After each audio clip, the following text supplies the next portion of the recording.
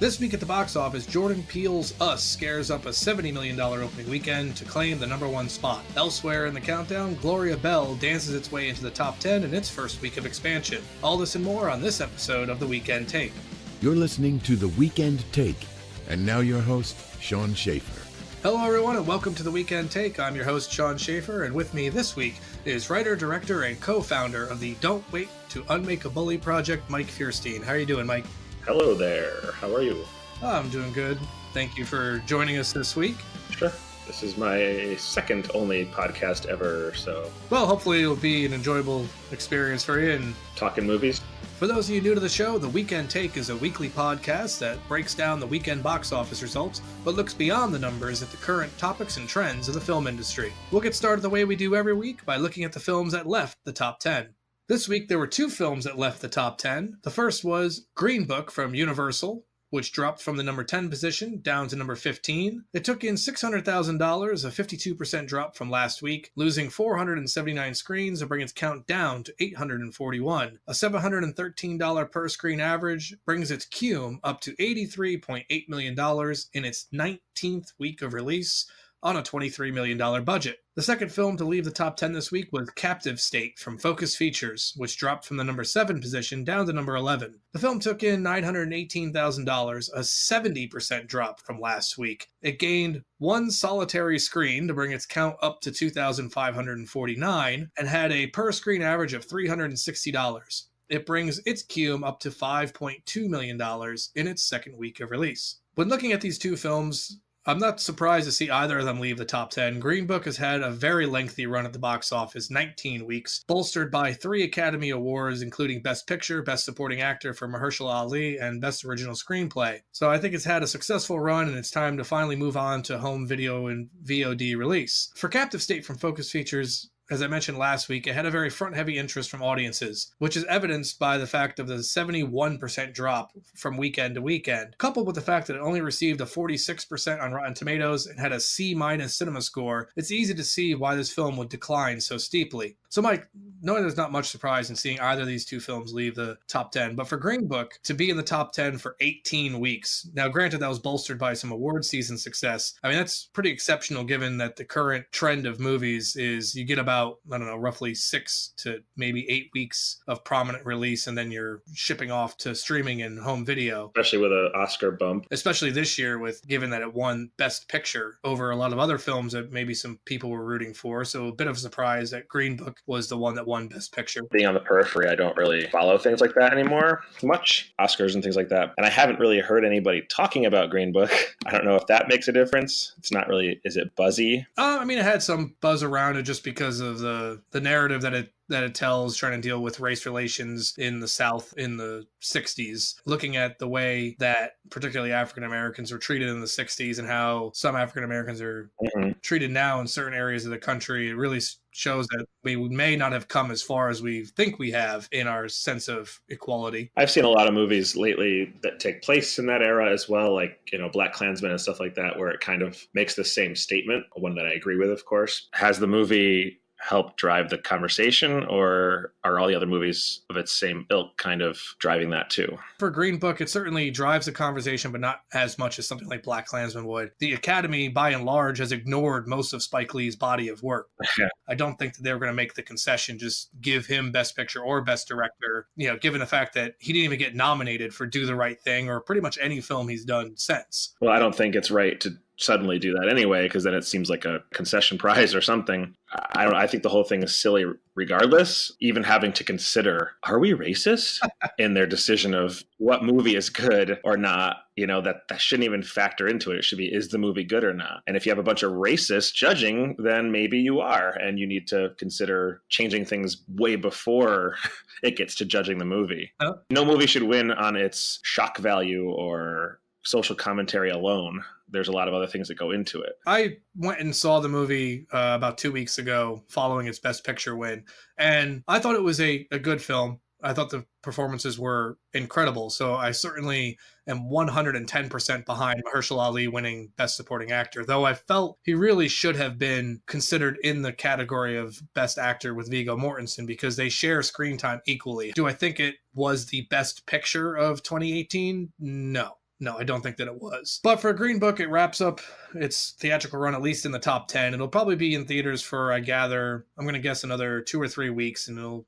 make its way onto streaming and home video release. Number 10. All right, so now we'll get into our top 10 countdown, and starting at number 10, down from number 9 this week, is Alita: Battle Angel from Fox, which took in just over $1 million, a 46.6% drop from last week. The film lost 257 screens to bring its count down to 1,439. It averaged $705 per screen, and it brings its cume up to $83.7 million domestically, and just a shade under $400 million worldwide in its 6th week of release on a $170 million budget. So for Alita: Battle Angel, I've seen the film twice now in theaters. The second time was just as entertaining as the first. I'm glad to see it still hanging in there in the top 10. I'm glad to see it about to broach the $400 million mark worldwide, because it's been part of my personal petition and the industry reportings that 400 million was kind of the stretch goal from Fox for Alita: Battle Angel, in possibly looking to make a sequel to the film, which I'm a big proponent of. I want them to make a sequel of the film. It sets itself up nicely for a sequel. And given the source material and just how much source material there is, it certainly has enough to go off of to make a sequel. But unfortunately, I think that with the low domestic total, it certainly hurts the film. Given the high price tag, certainly hurts the film in that regard as well. $170 million is not a small price tag at all. Looking at Alita: Battle Angel, Mike, are you familiar with the title or the source material, or? Neither. I mean, I was familiar with I read a little article about it, gosh, I don't know how long ago, and just it fell off my radar. That's kind of been the thing, is that the film was also delayed for almost 2 years, so it's not entirely on the film's merits as to why it underperformed. Typically, delaying a film that long is a bit of a red flag for audience goers in their anticipation of how good a film's going to be. Mm-hmm. Yeah, I would agree. I've been comparing it to another similar film in Pacific Rim. Okay.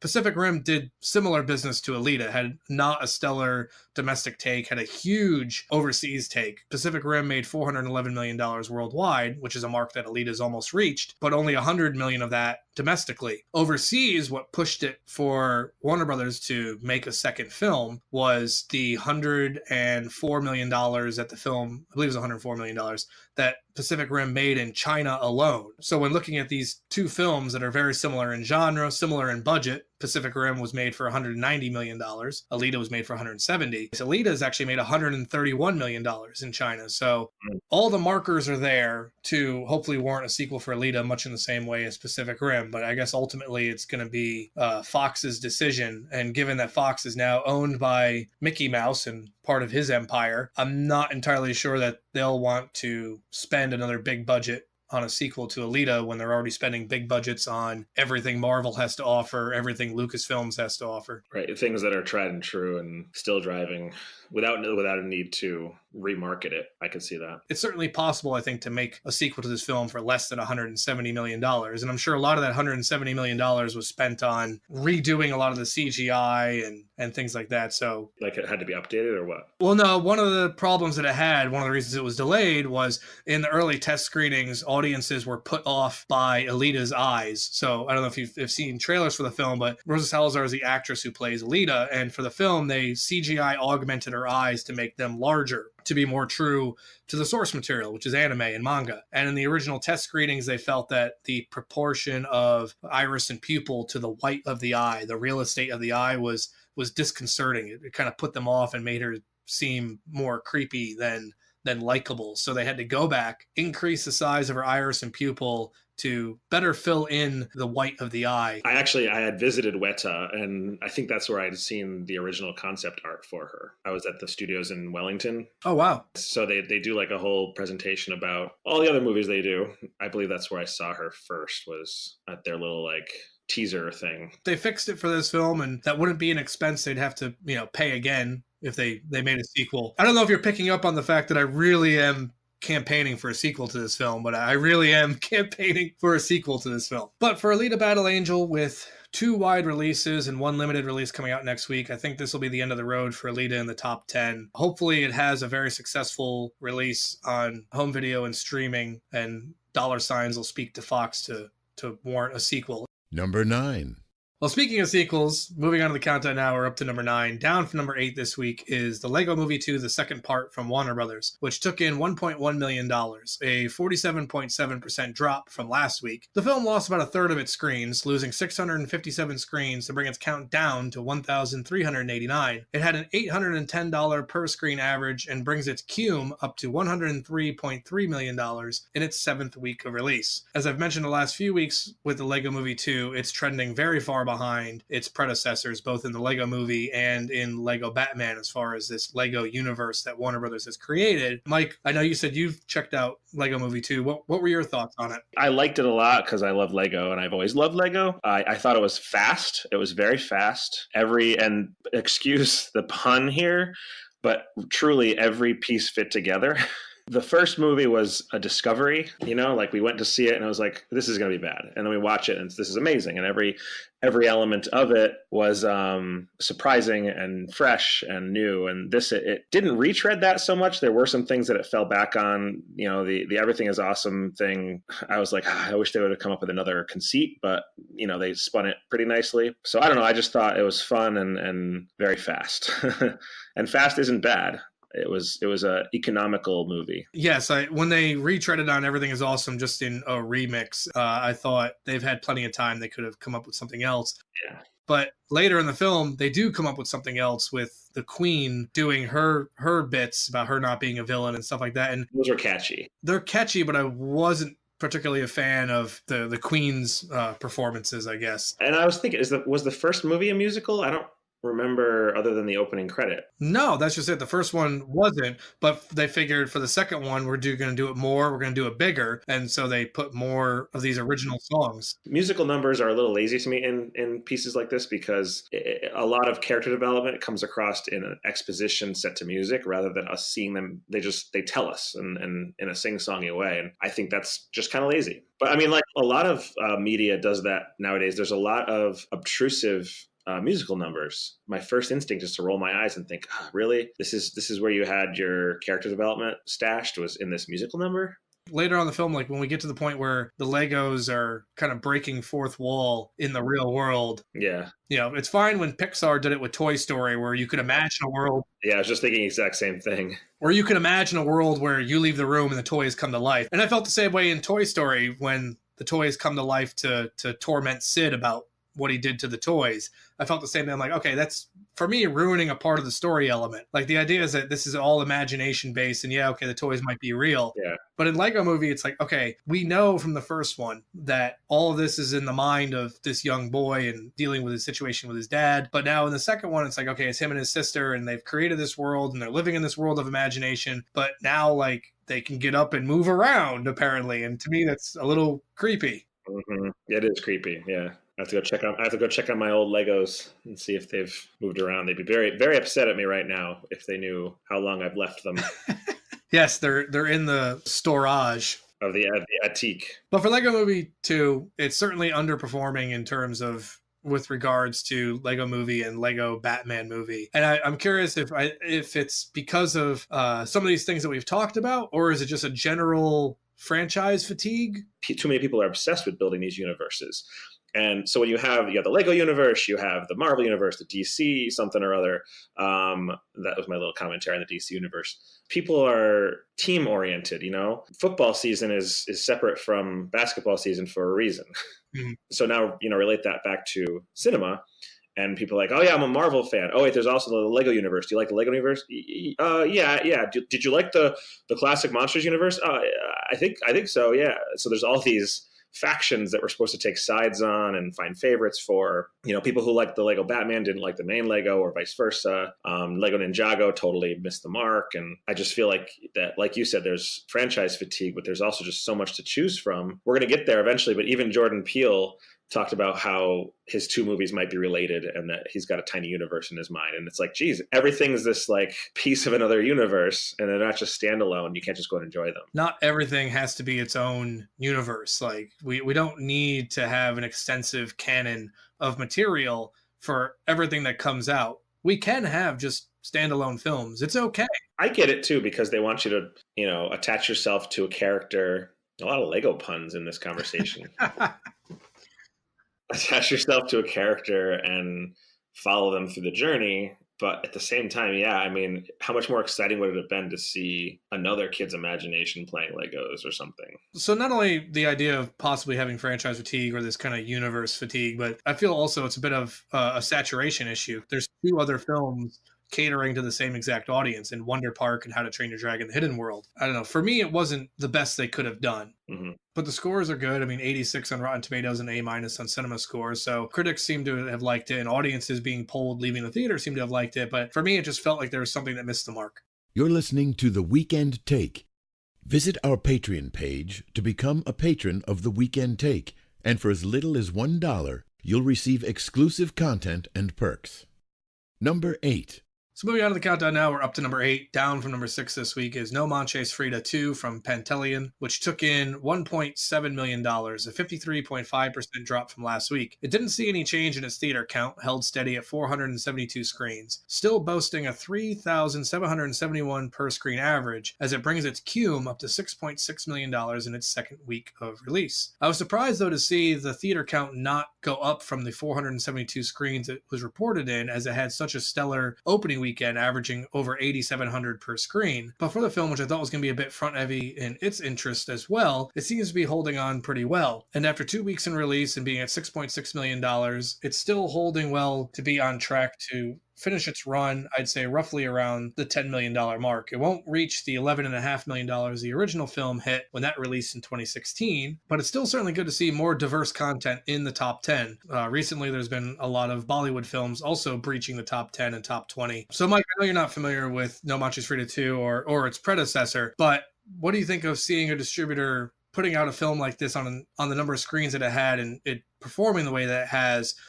Is this a distributor seeing a need and filling a need, or is this market research and doing very well at targeting what demographics and what places to open up a film in? Or this is a short story. When I was little, I used to think that if a movie was made, it has to be good, because why would someone spend all the money and time to make it? Then I found out that no. 85, 90% of them are trash, and they're just put out there to make money because it's a business like anything else. You know, just like Burger King tries out its, I don't know, bacon coated burger bomb one week and it doesn't do well, they pull it from the shelves. Movies are the same way. They try out their bacon burger bomb and it's not good, or it's suddenly good, and then every other movie that comes out after it is just like it, because people try to, you know, tack on their success to it. You know, when someone ask me a question like you did, I just think, well, it's a business and someone somewhere made the decision. It's not like there's a huge grand plan. So these distributors, while I think that they're seeing an opportunity in releasing a film like No Manches Frida 2, it's working out for the movie-going public as well, especially if they're part of the movie-going public that is interested in films like this, where previously they probably wouldn't have had an opportunity to see this film. Yes, I agree with that as well. For No Manches Frida 2, I expect to see the theater count drop next week, as it wouldn't be able to hold steady in those same 472 screens. I imagine Pantelion will look at those 472 screens, see where the film performs best, and leave the film in that concentrated area. But the small success of No Manches Frida 2 lends itself to a bigger success of distributors supplying more diverse content in the multiplexes near you. Number 7. Moving on to number 7 now. Up from number 18 in the countdown in its first week of expansion is Gloria Bell from A24, taking in $1.8 million, a 394.5% increase over last week, as it expanded from 39 theaters up to 654. The film averaged $2,756 per screen and brings its cume up to $2.5 million in its third week of release. Gloria Bell, which is the story of a free-spirited woman in her 50s who seeks out love at LA dance clubs, stars Julianne Moore and John Turturro, with an impressive supporting cast which includes Jean Triplehorn, Sean Astin, Michael Cera, Brad Garrett, and others. Talking about films that may fill a need, Gloria Bell fills the need of a romantic comedy in the currently dry market for romantic comedies. Beyond the synopsis and the cast involved, I don't know much else about Gloria Bell, but for the listeners of The Weekend Take, if you have more to say about it, or if you've seen the film and want to give you a review, feel free to reach out to us on one of the social media platforms and we can discuss it further there. But for this release from A24, I don't see it having the same success as previous A24 releases like 8th Grade and Lady Bird. Looking ahead for the prognosis of the film, given that it had just under $2,800 per screen, I don't think it'll expand further beyond the point that it's reached now, but I also don't think it'll necessarily leave the top 10. I think we'll see this film in the number 9 or 10 position next week. Number 6. Moving on to Countdown Now, we're up to number 6. Down from number 5 is Tyler Perry's A Medea Family Funeral from Lionsgate, taking in $4.5 million, a 42.6% drop from last week. The film only lost 163 screens to bring its count down to 2,187. It's still averaging just over $2,000 per screen and has brought its cume up to $65.8 million in its 4th week of release. Now, as I predicted last week, A Medea Family Funeral come this weekend would find itself in the top 3 of the Medea films all time at $65.8 million. When while it may not reach the highest grossing of the Medea films, being Tyler Perry's Medea Goes to Jail, which made $90.5 million, by the end of its run, I think it will at least surpass the number 2 spot being held by Boo! A Medea Halloween at $73.2 million.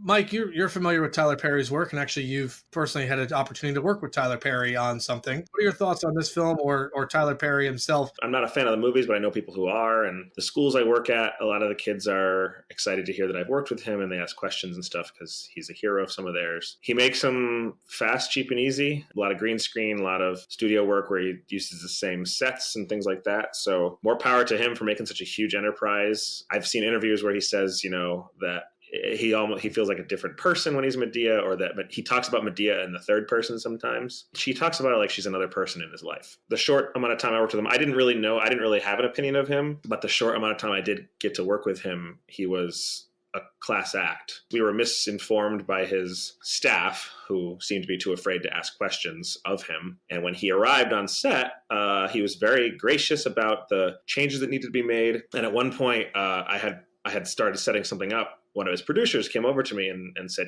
"You got to hurry this up, Mike." Tyler Perry had just walked in at that time and was like, whoa. The guy's doing what he can with the time he's given, and defended me, and then walked right past his producer and started helping me to set up the green screen and just do a couple of final touches. He knew it had to be done because he'd done it before, but so it wasn't like I was being too slow. I was working as fast as I could. I, in fact, called a couple of the people to come help me and shut his producer up, and he showed some solidarity with an overworked crew. So that was nice. I hope that stories like that are rampant on all of his sets. That's pretty impressive that he would not only defend, but then actually come and help you do the work that needed to be done. Yeah, he seemed like just a guy making a movie until he came in dressed up like Medea and Jay-Z. Then he was larger than life. It was like this massive force coming through the door. It was quite thrilling and weird to see, even though I was no fan of the movies. Having the interaction with him as Tyler Perry and then him coming back into the room as Medea, did you notice a significant change? Like when the camera wasn't rolling, was he still Medea, or did he kind of slide back into being Tyler Perry? Or no, he slid in and out, but there was a difference between Tyler Perry, the businessman and producer, walking in on a set being put together by his crew, and Tyler Perry, the actor, coming out of the role for a moment. I think that's 3 different people. He was very kind, generous, and thoughtful as a producer, crew person. As an actor, he got a little frustrated with himself when he didn't get a take right. But then, he didn't take it out on anybody else. And he listened to feedback. He asked for feedback. I was able to direct him on a couple of moves, which was pretty cool to have directed Tyler Perry. Do you really think this will be the swan song of the Medea character, or does he don the fat suit again and the wig to bring her up for their film? I don't know for him personally. I mean, just speaking of that franchise, it's not like when we were talking about the universes before that he's this canonical, everything has to have a reason to come back type of thing. He could just make another movie and it'd probably get into the top 20, top 10. But in general, I think no one really leaves things behind these days. People say this is the last bit, and then there's a revival 2, 3, 4 years later. You can't be positive yes or no. I could see him doing it again. I could see him doing it for charity. I could see him doing a live revival. I could see him showing up as a guest star somewhere. Yeah, I could see all that stuff. For him, he really feels like he's reached that point, but I think he'll also reach that point where he gets the itch to do it again if the character's so close to him that he speaks about her in the third person as being another person in his life. But yeah, he'll get a great idea for another story, or he'll want to fund another piece, and he knows that he needs to go back into Medea to do that or whatnot. It's like Jean-Pierre's, doing Alien 4, although that's a worse example. I think that he's just doing the thing he wants to do. And it goes back to that whole business thing. He's a business, but he's also just kind of hanging out. He wouldn't do it if he didn't want to. I think this being his last one, it's not so much he doesn't want to anymore. It's just that he feels creatively he's exhausted all he can with her. Got to hand it to him. You're listening to The Weekend Take. Visit our Patreon page to become a patron of The Weekend Take. And for as little as $1, you'll receive exclusive content and perks. Well, now we've reached the point in our show where we take an aside and get to know our special guests a little better.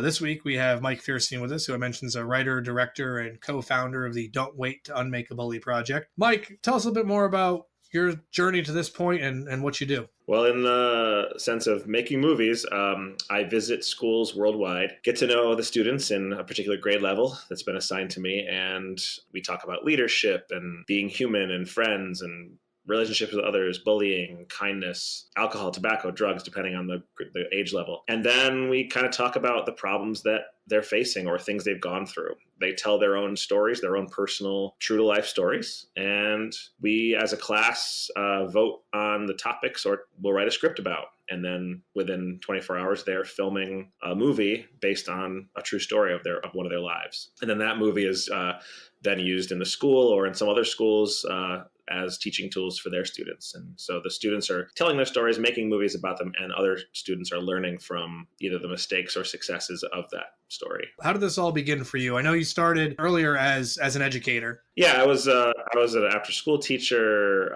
doing video program, and I would also do commercials and things for ad agencies and other industrial entities on the side, I say, but I was trying to make that my primary focus and have school be on the side. But it seems that it blurred and blended, and when the principal at Scotia Glenville School asked me one day to make a 3-minute video. You're pretty good with the kids, right? And you make movies. Would you want to make a 3-minute anti-bullying video for our upcoming assembly? And I was like, sure. Met with the counselor and the students, and as they were giving out ideas, it seemed like it was a lot longer than a 3-minute idea. So I asked permission to make a longer movie, which turned into a 30-minute movie that we put on YouTube. And then it went viral, blew up from there. We were asked by a parent at another school to do that same thing, but for a week with her students at their school, and other schools found out.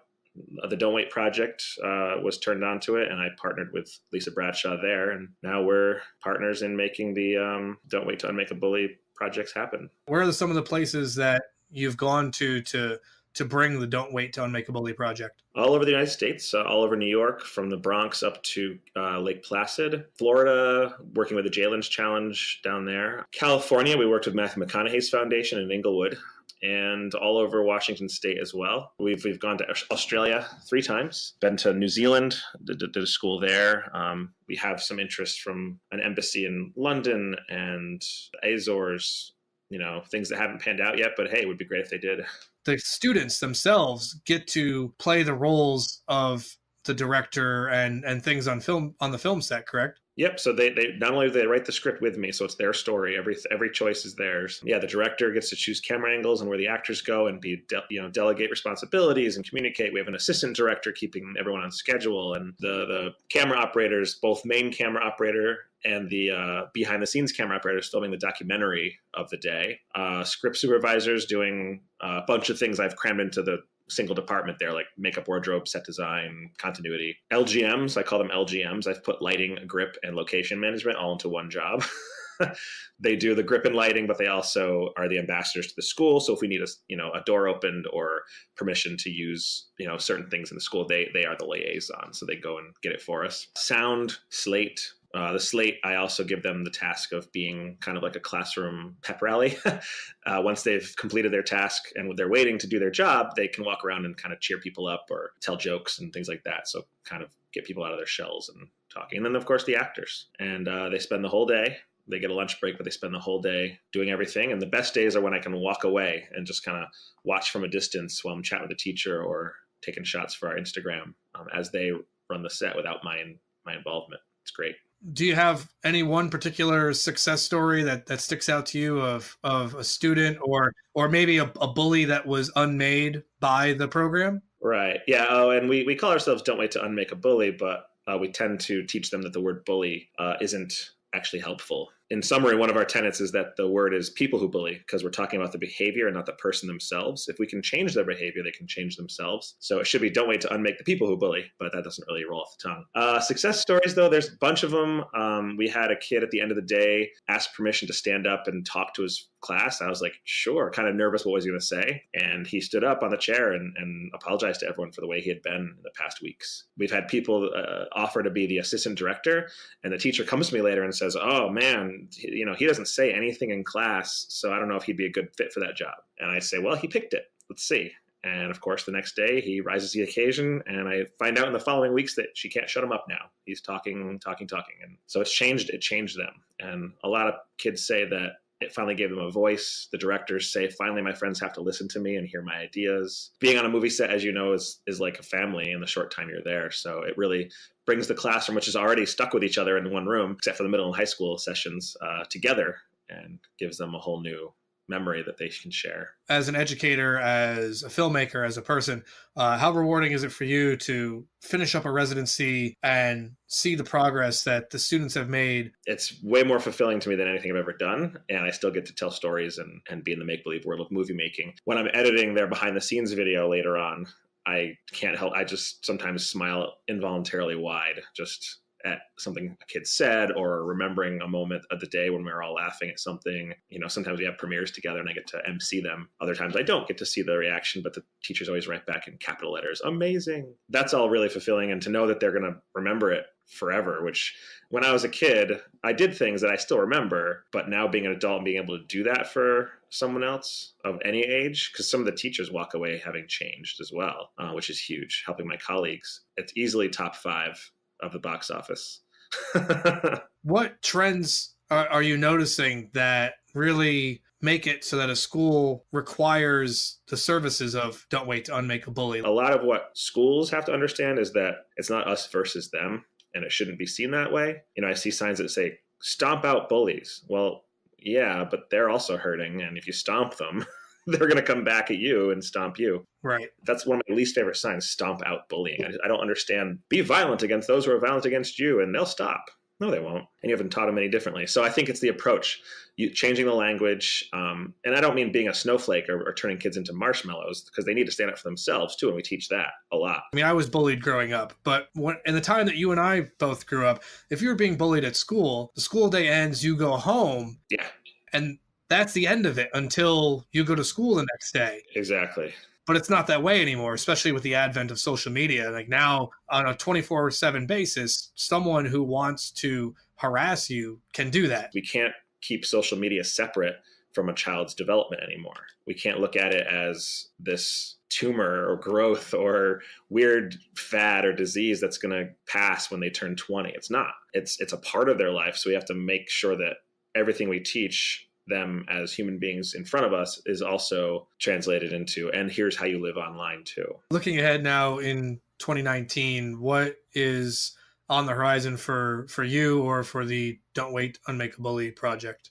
Good question. Yeah, we are developing a Don't Wait to Unmake media manipulation program, which is going to be solely centered on propaganda, glittering generalities, bandwagon technique of commercials, photoshopping of ads, airbrushing, that kind of thing. And the kids will, instead of making an anti-bullying video, they will make a commercial or a product that then affects one of their characters, and then they'll have a scene that shows how that character is being affected by the media in some way. So we're developing that. Going to Australia in the summer for the 4th movie there. That'll be fun. 45 days out there. My partner has spread out the brand a bit too. She's doing a lot of interviews with luminaries and people who have floated through our circle and doing good things. We just did a TED talk. I did a video for TEDx. So, building off of that kind of success. I might be working with a firm that works with children who have rare diseases. And we might be helping them make some media content using those students as the directors and stars of their own piece, so that other kids who get diagnosed can see the video and feel more welcome. Mike, if people want to connect with you or the Don't Wait to Unmake a Bully project on social media or on the internet, how could they do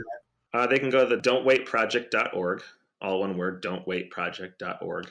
There's a bunch of programs there. If you click on the programs thing, it comes down, you'll see Unmake a Bully. We're on Instagram at The Unmakers. I have a very small presence on Twitter. I don't really use it much, at Unmake a Bully, where you can friend us and DM us. And you can also hit us up on the messenger on Instagram. But yeah, those are the places. And, we can get into your school or organization. We work with libraries. And so please give us a call and let us know if your school could welcome us for a week. All right. And I'll be sure to put the pertinent links in the episode description below when the episode's edited. Thanks. So I encourage listeners of the show to check out don'twaitproject.org and see some of the things that Mike is doing with the Don't Wait to Unmake a Bully project. In the meantime, Mike, we're going to get back into the countdown now, but I certainly want to thank you for your time and for telling us about the project and about yourself. And we're going to get some more of your insights now as we get into our now top 5. Yeah, thank you for the questions. You're listening to The Weekend Take. Visit our Patreon page to become a patron of The Weekend Take, and for as little as $1, you'll receive exclusive content and perks. Number 5.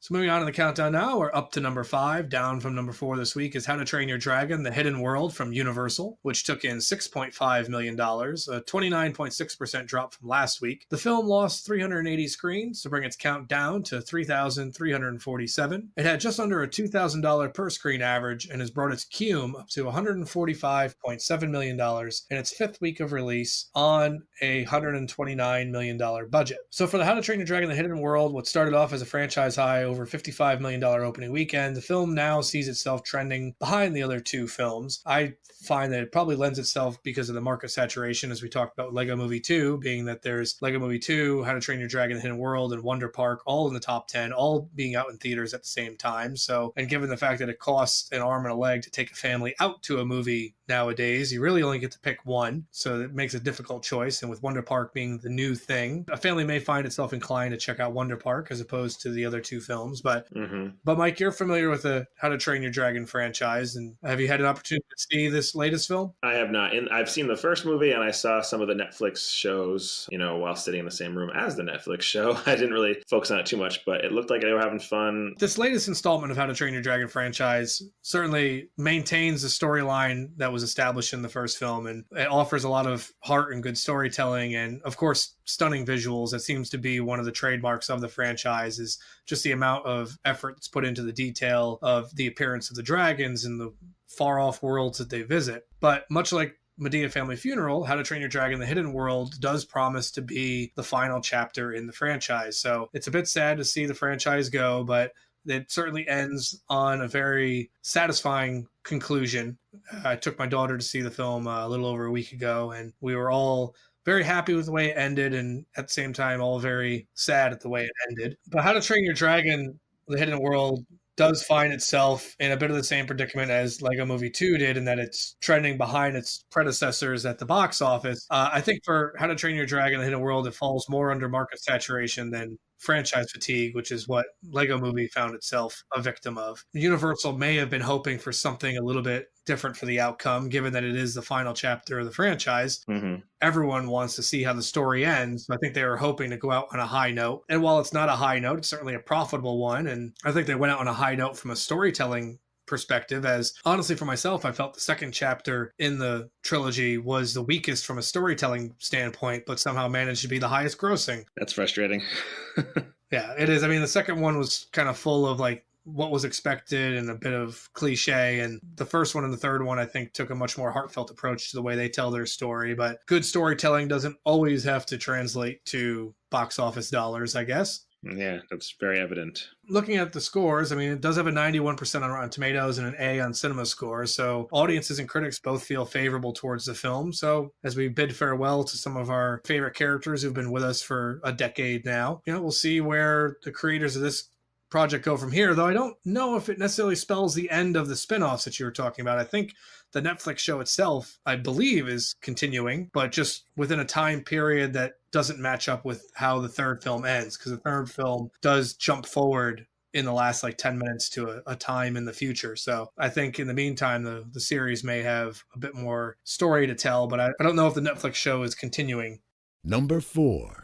Moving on to the countdown now, we're up to number 4. Down from number 3 is 5 Feet Apart from Lionsgate, which took in $8.7 million, a 33% drop from last week. The film picked up a few screens, gaining 63 screens to bring its count up to 2,866, a just over $3,000 per screen average, as it brings its cume up to $26.4 million in its second week of release on a $7 million budget. For 5 Feet Apart, the drama from Lionsgate, which looks at the story of two teenagers with life-threatening illnesses who meet in a hospital and fall in love, starring Cole Sprouse, who most people will know now from CW's Riverdale as Jughead, but people a little bit older will remember Cole and his brother Dylan from Disney Channel's Sweet Life on Deck and Sweet Life of Zack and Cody. And Haley Lou Richardson, most people will know from Split and The Edge of 17. 5 Feet Apart looks to be a profitable vehicle for Lionsgate, as I mentioned, a $7 million budget and already taking in $26.4 million domestically and a small foreign gross of about $6.3 million,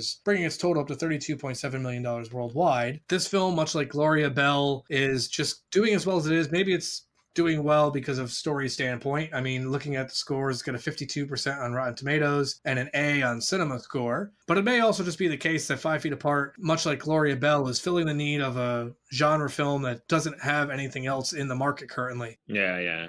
Gloria Bell seems to fill the rom-com slot, and what 5 Feet Apart seems to fill the drama slot, as there's nothing else to speak of similar to it in the top 10. But wherever the film goes from here for Lionsgate is just gravy at this point, as it's already more than made its money back, as it's another what I would call a genre film made for a genre film's budget. Here is, sappy dramatic love story where two lovers just can't be because of some extenuating circumstance. In this case, they're concerned over the fact that they both have life-threatening illnesses, and it's got a fairly template-based story made for a genre film's budget. The formula is the formula because it works. You make a film like this for $7 million and you expect a certain amount of return. I think Lionsgate is seeing a little bit more than they expected in return on 5 Feet Apart, as it had a very small drop. I wasn't expecting a 33% drop this week. I thought it was going to be a bit more front heavy in its interest in audience and it would see a 50% or more drop, but audiences seem to like it, and we'll see where it goes from here.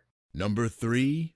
Moving on the countdown now, we're up to number 3. Down from number 2 this week is Wonder Park from Paramount, which took in $9 million, a 43% drop from last week. Its theater count did not change. It stayed steady at 3,838. The film averaged just over $2,300 per screen and has brought its cume up to $29.4 million in its second week of release on a reported budget somewhere in the neighborhood of $80 to $100 million.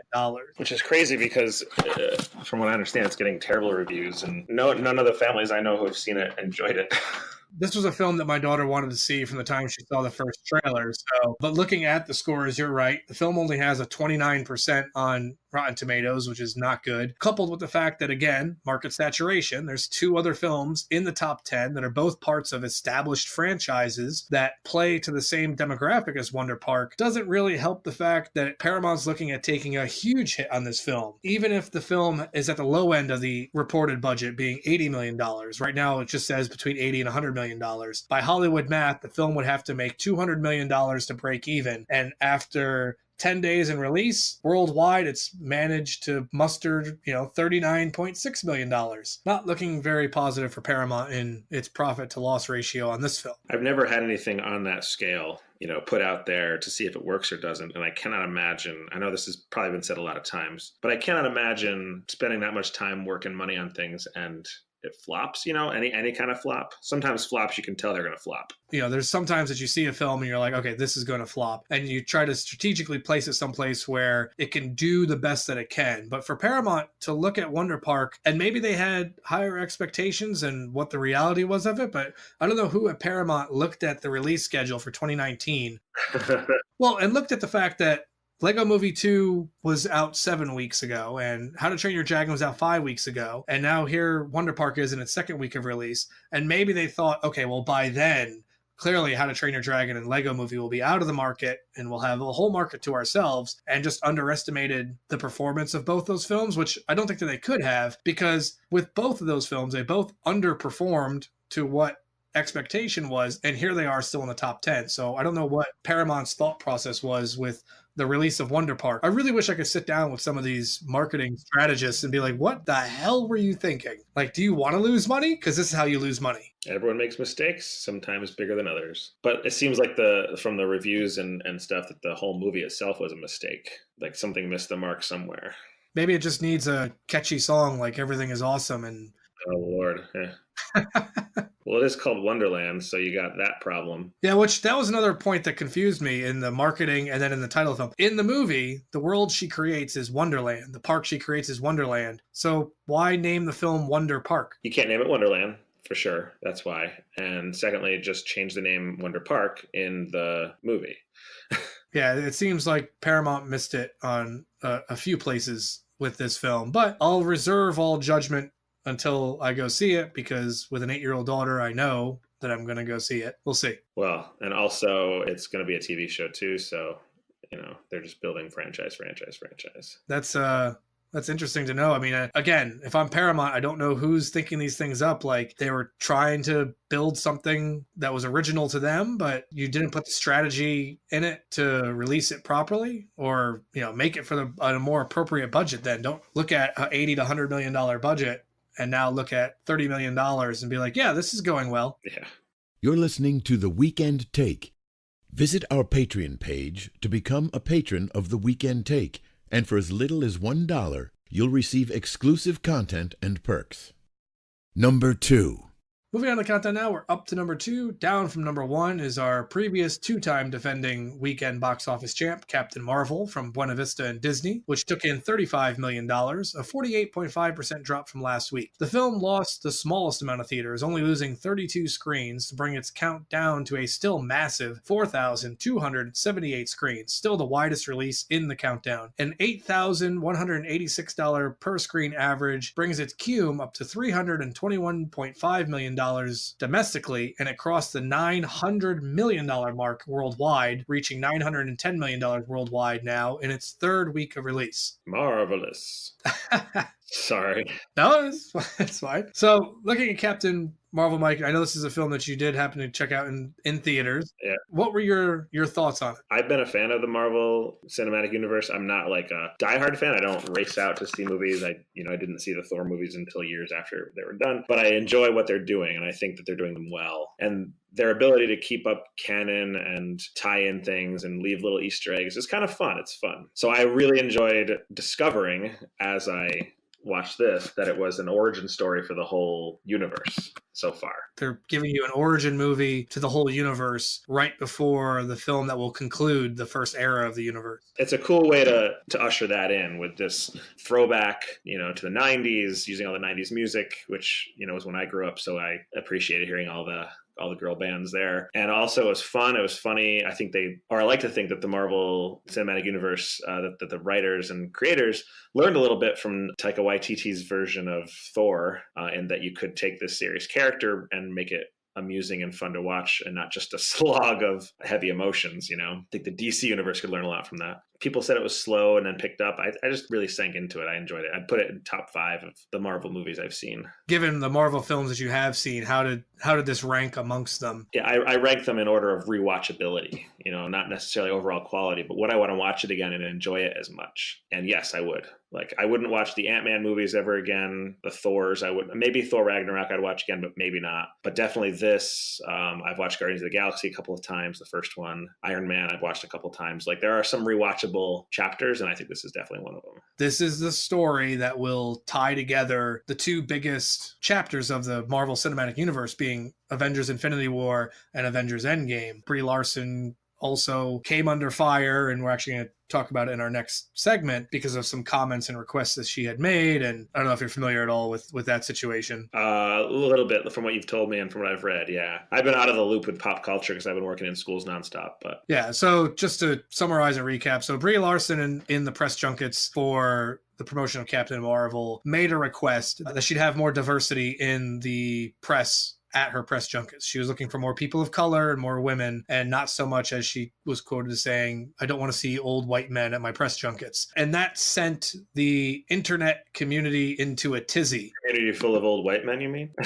Yes, exactly. So much so that they were launching boycott campaigns against the film, and a lot of what I would just call exercises in futility, because there was no way that people weren't going to go see this movie. I feel like whoever jumped on that negative bandwagon was just looking for a reason anyway. And when this happened, they were like, oh, there's our reason. Let's do what we were going to do anyway, and boycott the first female-led Marvel movie because we're all misogynists. And that's what it really comes across as, because it's not like she said anything so derogatory. She didn't come out and say that she hated white men or hated this, or, it was literally just a request. She's like, look, I noticed what I saw on my press days, and I would like a more diverse representation. And people just lost their minds over it. This is why we don't have nice things, because you can't tell people the truth anymore and make them face the truth. We got to coddle and speak conservatively and oh God, it just annoys me. It annoys me, especially in the business that I'm in, which is teaching kids how to be leaders and tell the truth and be real people. It sounds funny for me saying it, but we've got to stop treating everyone like they're sensitive little snowflakes that are going to break or melt if we give them a little bit of the truth. And all these people who are just coming out of the woodwork because somebody mentioned that there is some whitewashing going on, it just that upsets me and frustrates me so much. We've got to be better and more resilient than that. Well, so what we need, Mike, is we need you to go back in time and begin the Don't Wait to Unmake a Bully program earlier so that these predominantly angry white men don't start posting all over social media and trashing on Brie Larson and Captain Marvel unnecessarily because she made a request that was outside of what your expectation or what you would like is. I think these white men, though, were always there. They just didn't have a platform. And now the internet gives them a platform. And because we have to all be sensitive to everyone's opinions, which, God, I could go on for hours. But the point being, they're coming at her for something she said, but they're not saying anything themselves. They're all they're doing is presenting the negative reaction, but they have no active other half of her argument. Yeah, but there's none of that. It's just you're bad and here's why, and I don't agree, and you're going to be awful, and we're going to boycott. What's their solution?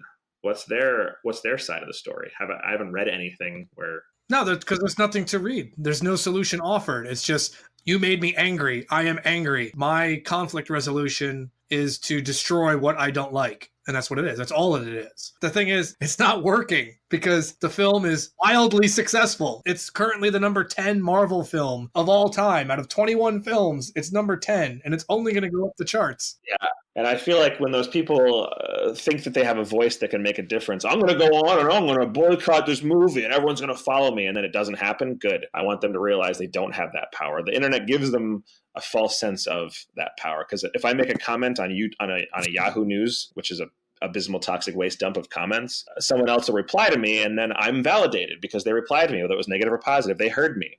Whereas before the internet, they were just at home on their couch mumbling into their crested t-shirt. But for Captain Marvel, $35 million, its third week of release. It's number 10 all time on the Marvel Cinematic Universe films. Next up on the list is number 9 is Guardians of the Galaxy, which we just talked on, which is at $333 million.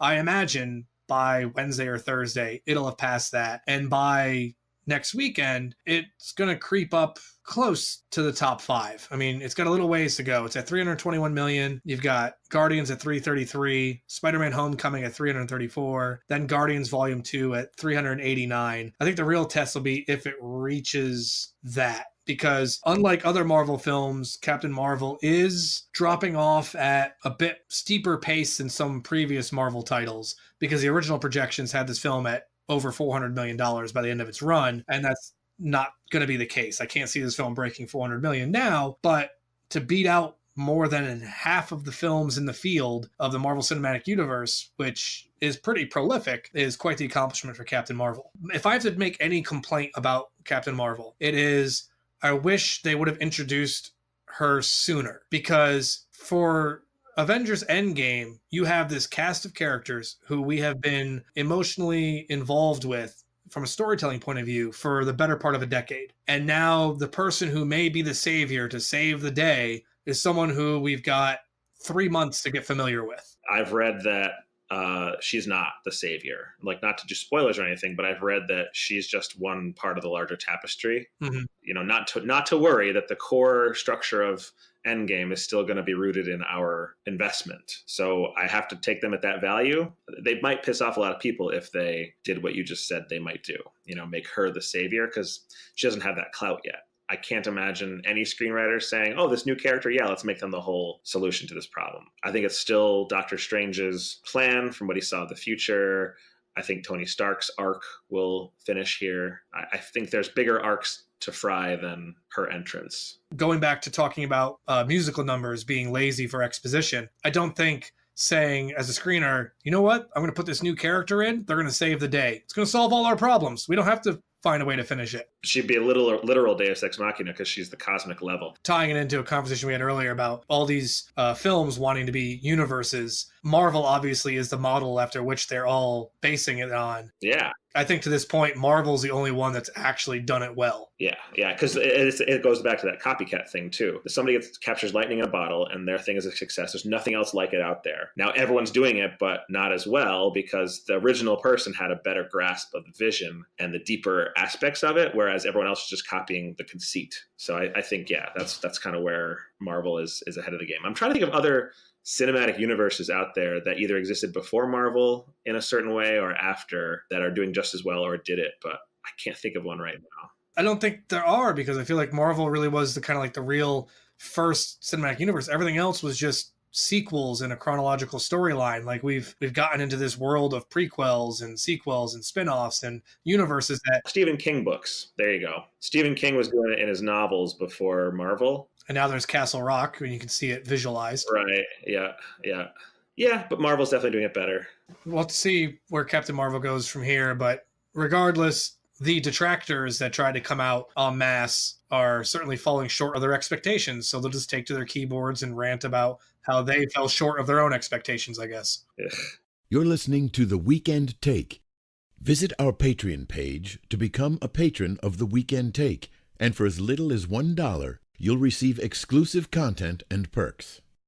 Which segues nicely into our opinion segment, talking about these keyboard warriors and internet trolls. Brie Larson and the Captain Marvel situation, and the latest example of something that's become a bit of a startling trend, in that because of social media, nobody's really seemingly safe from this, and we're seeing it more and more. You have these kind of internet trolls, these keyboard warriors who are coming out just to say some of the most hurtful things they possibly can at celebrities. What do they stand to gain from it? What's their motivation? Is it acknowledgement? Like you said, if you leave a comment in Yahoo, someone responds, you feel validated. Is that all this is? They're just picking the biggest target they can and taking aim? Yeah, I think, well, in my work in schools, bullying boils down to confidence. It boils down to perception. How do others see me? How do I see others? How do I see myself? How do I fit in with all that? What kind of confidence do I have to just be myself and let others be?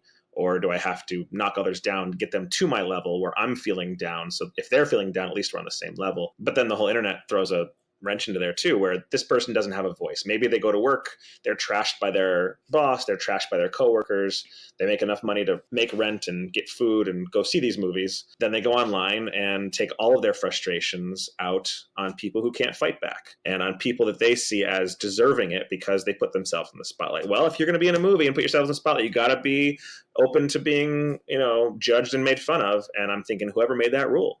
I hear it said by a lot of people, even people who advocate for anti-bullying still say, well, they put themselves out there. That's not a reason. That's the same as someone saying, well, she wore a skirt, so she deserved it. That's not ever going to be an acceptable response to someone getting sexually harassed.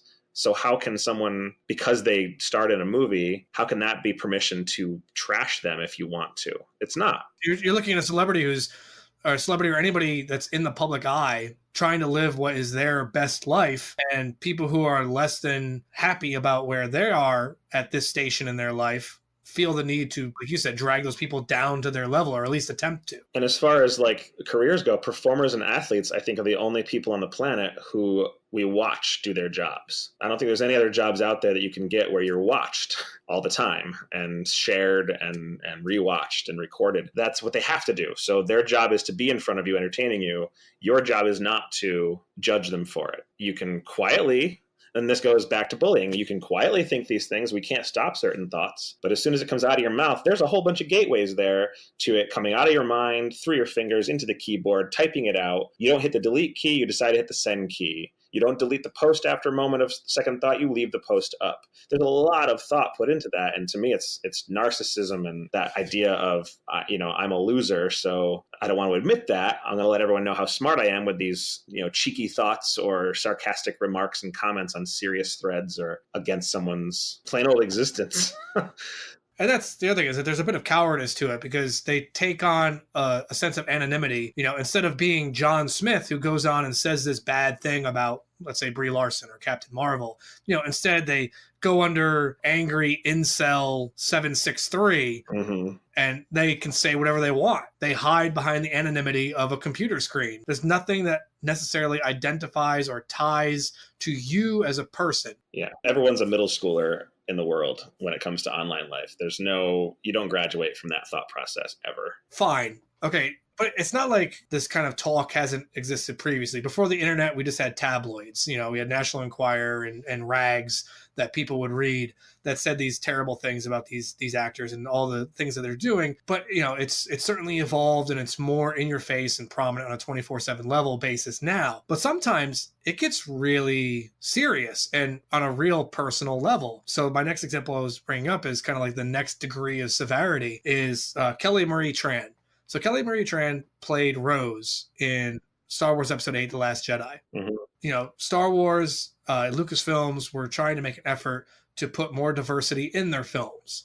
And so they cast Kelly Marie Tran to play this part of Rose, who started off as kind of this meek janitorial, custodial position on a ship, and suddenly rises up in the rebellion, not much unlike a poor farmer boy, on Tatooine. Yeah. There was a similar situation that was with her. So the film comes out, and hers was only amplified by the fact that the film itself was very disliked by the fan base. Yeah, very polarized. We're looking at a film that we don't like as a fan base, and now we're going to look at, there has to be a reason. What changed that made this film so bad in the rest of the canon of the films? Don't blame Rian Johnson. You can't just do that, right? Because the film just wasn't written or executed properly or well. You mean it can't be Mark Hamill sucking the nipple of a giant beast? It can't be, rest her soul, flying through the air? Leia has never used any real force powers, but somehow can reanimate her frozen body and fly back to the ship. It can't be Mark Hamill totally phoning in the last half an hour.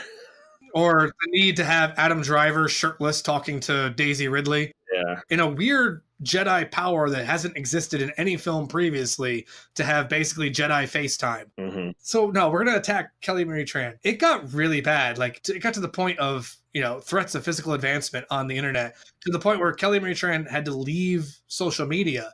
And for somebody in the public eye who's in this career, we watch these people do their job. You're expected to promote and to do the dog and pony shows and the red carpets and all stuff like that. And social media is a huge part of that now in this day and age. And to reach a level where you just have to walk away because you've been so harassed, because you've been so bullied. Why? What is the motivation behind that? What do you gain from psychologically ruining someone? It's an inflated sense of self-worth. Look at my opinion. And to me, it goes to giving consolation prizes and participation prizes. It's not being allowed to tell someone that they're stupid and they need to learn more. They need to read. You can't say that's stupid. What you just said is stupid, has no bearing on reality. Go read a book. You can't say that to anybody. You got to say, oh, I see your point, but let's consider this other point. And I know, again, that sounds weird coming from someone teaching anti-bullying, but at some point, people have to be told that they're wrong. It's unequivocal. There's no other perspective on it. They are wrong, incorrect. There's not going to be any point where you can make it positive. It just has to happen, and it's never going to. I think it all goes back to what we said before, though, is people online feeling like they have a voice that matters, and it doesn't. Some people's voice just doesn't matter, especially when it's being used in that way. You just can't tell someone that anymore for some reason, so it keeps going. Yeah, Kelly Marie Tran, it'll be interesting to see if she resurfaces on social media with, episode 9 coming up in December of this year. Do we know how big her part is in episode 9? Well, we don't. No, there's no trailer yet. But I would really be interested to know if what she went through had an impact on the significance of her character going into the 9th film. You think that the concern from Disney about backlash from the fan base would have altered perhaps her character's story arc or the prominence of her character in episode 9? I certainly hope not, or that whole franchise can go to hell if that's going to be what they do. I mean, Disney is to the point of being overly protective of their public image. I mean, So I still see it as a completely negative choice if they do that. There's no positive there. Unfortunately, I won't have any comparison to make of to what her prominence would have been in episode 9, because it's not like I can look at an earlier version of the script or anything. But obviously, you can't teach a class to the internet as a whole. But like, what can people who may be listening to this show or where it gets shared and things like that, how would you instruct people listening about moderating what they say and how they say it on the internet? Yeah, I mean, like you said, there's all those stopgaps. After you've thought it, is it worth typing? After you've typed it, read it back. Is this really something that you want to stand by? Is this something that you would, under threat of death, stand by and defend to the end? And why? Why is this the hill you're going to die on? But also, if you're on the receiving end, I would say it's easier to ignore things by not looking at them and not have that morbid curiosity to just find out what they think. On both sides of it, I'd say number one, if you're on the posting side, really think about it. Really try to fit your opinion in with the discourse, and does it need it? Number two, if you're on the receiving side, expect it. Expect these negative things and figure out how much of it you can handle, and then either don't put yourself in that situation again or find a support system that is louder than that. Find people that are willing to tell you more good things about yourself than those who are being negative. So much more I could say, but that's just off the top of my head right now. No, I think incredibly insightful about it. I think it's some really good advice. And I appreciate it. And, I appreciate you taking the time to kind of volley some thoughts back and forth with me on the topic, because it is something that I kind of keep coming back to in a lot of discussion about some of the movies over the course of the run of this show so far, is just all these things happened because somebody needed to make trouble for them on the internet. Mm-hmm. There really just is no need. I mean, at the end of the day, this is all entertainment. This is all meant to be a distraction from the real world for us. And when you bring a very real and personal sense to it, and I think it just deteriorates the entertainment. Yeah. Oh, yeah. It's the idea that I give to kids when they go out to the playground to play. Do you want to have fun or do you want to argue? Is arguing fun? Not really. Some people think it is, but on the whole, you argued the whole time and didn't play kickball. Would you rather enjoy and let other people enjoy, or be the thing that is causing us all to go, oh, come on, just shut up? It's a good way to put it. Do you want to have fun or do you want to argue? Yeah. It's amazing what we as a society could learn from middle school students and what they're being taught. You're listening to The Weekend Take. Visit our Patreon page to become a patron of The Weekend Take. And for as little as $1, you'll receive exclusive content and perks. Number 1. So moving on to the content now, we've made it. We're at number 1. It's our only new wide release of the week. It's Us from Universal, which took in a massive $70.2 million, well above industry expectations, opening on 3,741 screens, a per-screen average of 18,778. And as I mentioned, it has hit the 70.2 million mark in its first week of release, its first 3 days of release, on a $20 million budget. Us, as we know, is the follow-up film from Jordan Peele, whose previous film was Get Out. Probably a lot of the reason why it's got such a big boon right now, huh? I believe so, yeah. I mean, Get Out was wildly successful, really put Jordan Peele on the map. And I think also with the upcoming debut of Jordan Peele's revitalization of the Twilight Zone, yeah, I think that has a lot to do with it as well, just to see. I've also been watching Weird City, which I think is his on YouTube. He when you watch him on interviews and on TV, he's just a kind, funny, approachable guy. He's like a little teddy bear, little buddy. So I feel like his outreach and the kind of person he is, plus he's already shown that he's going to give you a quality content, which goes back to something we talked about earlier. Like, that promise of quality is there. I haven't heard anything about the movie, if it's good or not, and I don't want to know much about the plot, but have to think that he's done it again. Critically, it's doing well. It's got a 94% on Rotten Tomatoes. I think when Get Out came out, most people knew Jordan Peele from Key and Peele. Yeah. And were completely taken by surprise by what Jordan Peele offered us with Get Out. I think now with Us and with upcoming Twilight Zone series, people have an expectation of Jordan Peele and aren't surprised by the fact that, wow, he's a really good storyteller. And so I think that had a lot to do with the success of Us, because when Get Out came out, it's like, oh, look, it's that funny guy, but he's trying to make a serious movie. Okay, sure. Now it's the guy who made Get Out. Yeah. And it looks terrifying. I am surprised, but I'm not, at the massive success for the film its opening weekend. I mean, well above industry expectations. You know, when the film was screened at South by Southwest, they're like, oh, $35 million opening weekend. Here it is at 70. I would like to see Jordan Peele hopefully become more of an Alfred Hitchcock and not more of an M. Night Shyamalan. Yeah. But hopefully, like an interview said, he's not going to be either of those things, and he's going to be the first Jordan Peele. Yeah, that's a great way to say it. It's doing well at the box office. I certainly want to check it out. I want to see how exactly this story is told and like how you explain away this, you know, doppelganger nature of the family and why the malicious intent by the doppelgangers, but we'll see. This opening weekend cements Jordan Peele's ability to tell whatever story he wants moving forward, much like for M. Night Shyamalan, The Sixth Sense cemented his ability to tell whatever story he wanted moving forward back when that film came out. I think word of mouth will have a lot to do with how successful Us is in its second weekend. As I was talking about with Us and its comparison with Get Out, because you have to make that very direct comparison because of the creative forces behind it. Get Out was wildly successful, as I mentioned. You know, it went on to do $176 million domestically, but that was a very slow burn because that film only opened to $33 million its opening weekend. And here we see Us doing more than double that with a $70 million weekend. How the film plays out from here is intriguing to me because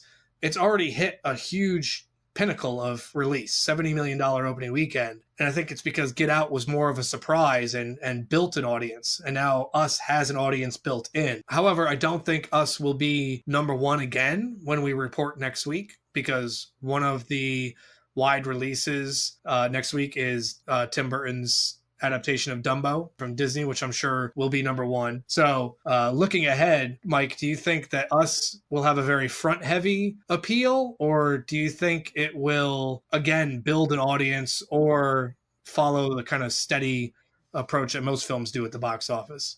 The people I know that have seen it have said that the audience they were sitting with, a lot of people walked out of the theater confused and unsure what they had just seen in some respect. So as far as word of mouth goes, people might say, yeah, I didn't get it, or it was confusing. And if they're not hearing, it was great, it was fun, it was scary, people might not go back. So I do feel a lot of the success this weekend is front-loaded by Get Out and Jordan Peele's likability. You know, I'm not a pundit for the movies, so I don't know.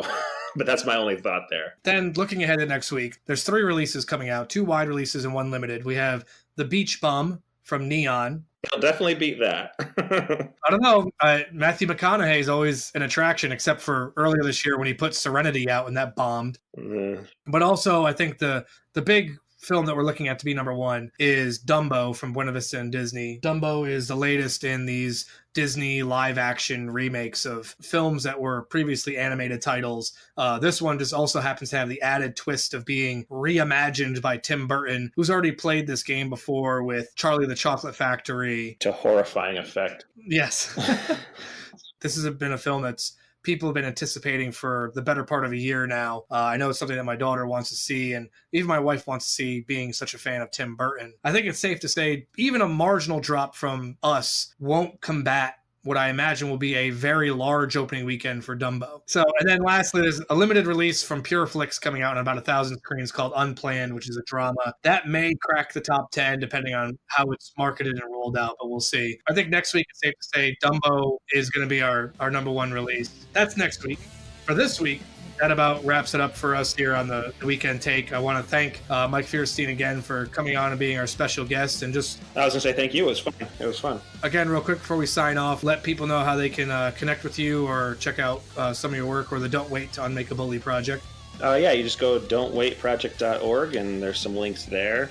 Some of our movies are on YouTube. The How to Unmake a Bully series is still going strong on there. 1 million views a month. Just check that out. And you said you're also on Instagram as well? Oh, yeah. We're on Instagram at The Unmakers and Twitter at Unmakeabully. All right, well, great. So that about wraps it up for us here on The Weekend Take. The Weekend Take is also on social media. We're on Twitter at Weekend Take, as well as on Facebook at www.facebook.com/The Weekend Take. And please visit our Patreon campaign at www.patreon.com/The Weekend Take, where for as little as $1, you can become a patron of The Weekend Take and get access to exclusive extended cut episodes in case you want to hear more of the conversation that Mike and I had today. But until then, I want to thank everyone for tuning in this week, and I will see you all next week. Take care. Bye. You've been listening to The Weekend Take. Be sure to subscribe on iTunes and Google Play and follow us on Facebook and Twitter. Visit our Patreon page to become a patron of The Weekend Take, and for as little as $1, you'll receive exclusive content and perks.